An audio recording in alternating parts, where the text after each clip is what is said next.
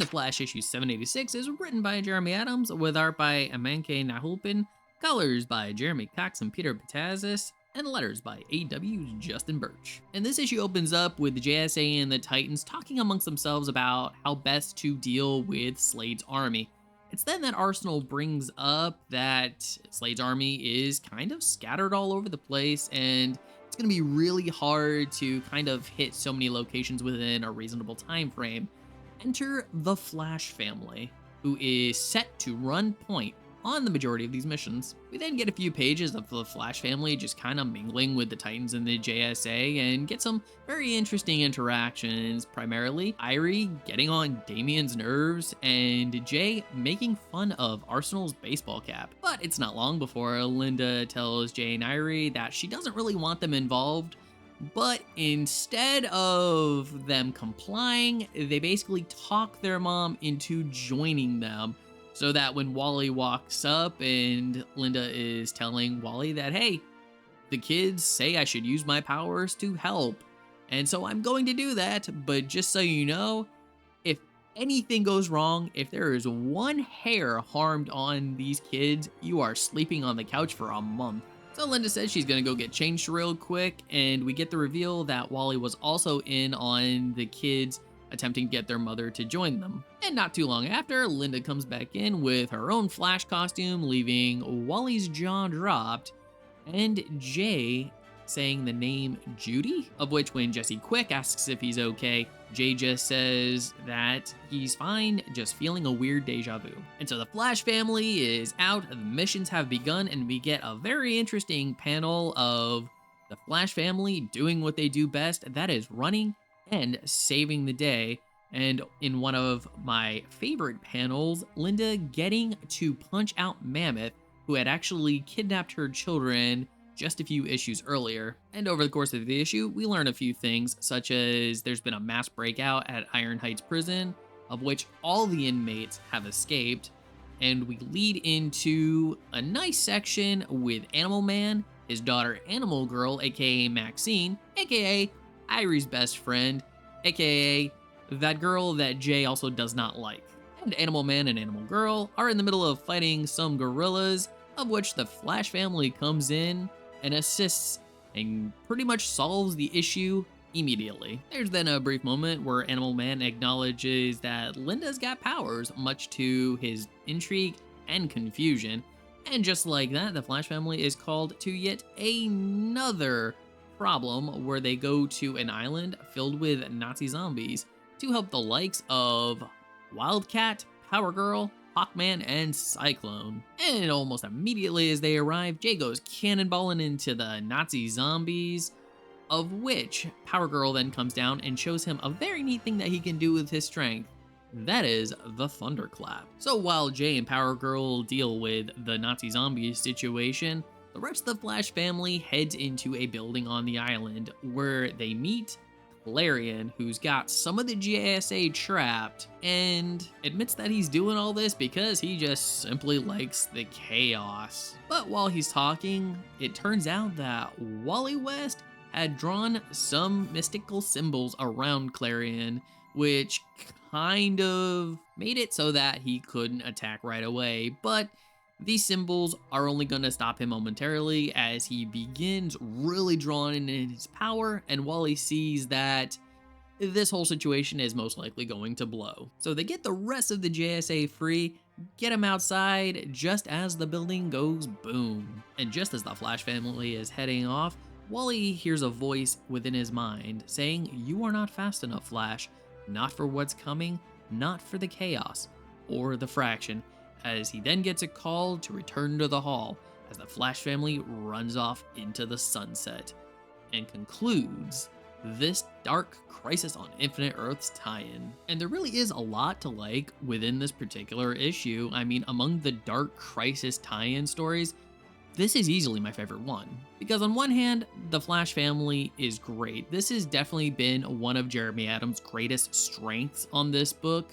And even though there's been a couple of issues where I'm like, okay, sometimes, the kids aren't always needing to be there, this is one of those types of stories that definitely benefits from them being there. Especially now that Linda has super speed of her own, it just once again adds a further dynamic to the Wally West family. And we can have those really fun moments like the kids trying to get their mom to join the fight because she has powers, and then finding out that Wally was also in on that whole thing. I thought it was fun. It made me laugh. And I also really liked, everybody sort of just interacting with each other, particularly with the kids and their interactions with, members of like the Titans and whatnot.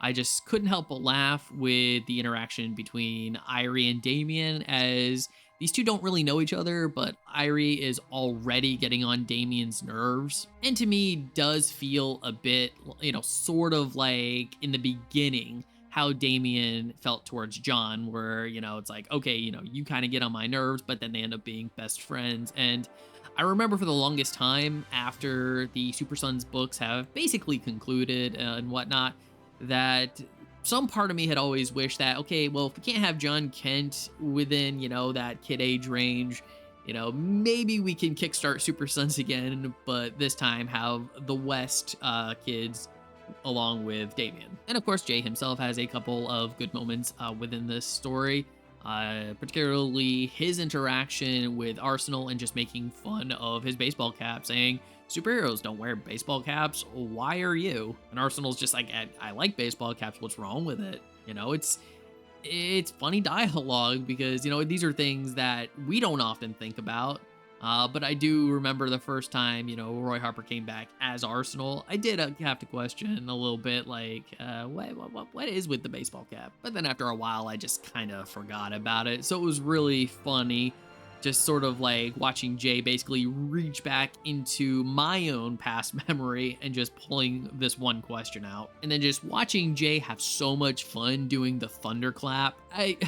You can't help but like that. I mean, he's just sitting there just smacking his hands over and over again. And it is actually kind of funny because, back in the first episode of the most recent She-Hulk show, that was something that was in there when she realized she could do, the thunderclap and just smack her hands really hard and send out, these, pulses of energy and air and stuff that could, knock back her enemies, or if she smacks hard enough, rip them to pieces. Because I can imagine if I had super strength, that knowing I could just smack my hands together like really hard and, manipulate the air like that, that would be really fun. It's like, you don't want to mow the grass, thunderclap. There's a cat stuck in the tree, thunderclap. That line at Starbucks is just a little too long, thunderclap. But the story isn't all fun and games, because there are some rather serious moments presented, or at least the seeds of some serious moments presented, particularly when Linda comes out in her new costume and Jay mistakes her for Judy. It is very brief, but it does plant the seeds for Jay potentially having dementia. And now I wonder if that's going to be a storyline down in the future. And if that is the case, I will admit I am not ready for a story like that. But damn, do I want to read it. And there's also the scene where Clarion is talking to Wally West. And he's basically saying, oh, you haven't told, anybody about this and this, because, he does go and remind us that Wally was in the Mobius chair for quite a while. And even though Wally says he doesn't remember much about it, you gotta imagine that there's at least still like some residual memories like locked in the back of his own psyche. So it's very interesting to think that there could be some information in Wally's mind that is going to be beneficial to, the Justice Society and the Titans and whatnot, and to aid in their battle. Or is there some kind of like horrible truth just lingering in the back of Wally's mind, something that he's just not ready to admit? Maybe he knows that nothing's gonna work out and everybody's gonna die, and he just doesn't want to deal with that. I don't know. But I am interested to see what that is going to lead into moving forward as well.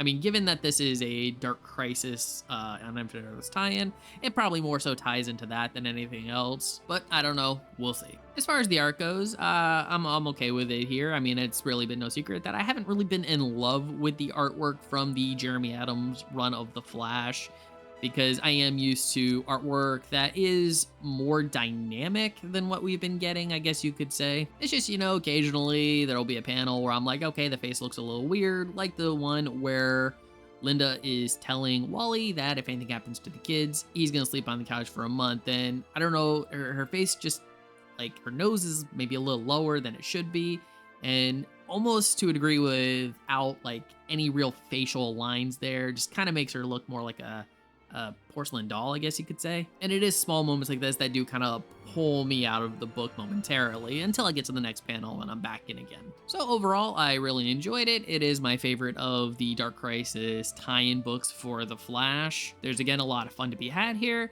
as well as some sprinklings for some potential stories in the future. And with that, I'm going to score The Flash issue 786 an 8 out of 10. So The Flash, issue 786. What did you think about this book? If you've read it, I'd love to hear your thoughts. Please leave your comments in the comment section below. And if you like this video, I'd love it if you'd smash that like button, share it with some friends, subscribe if you're not subscribed already, and ring that notification bell for more comic book content. And if you're wondering what to watch next, consider one of these 2 videos. Alright, take care, have a great day, and as always, stay geeky.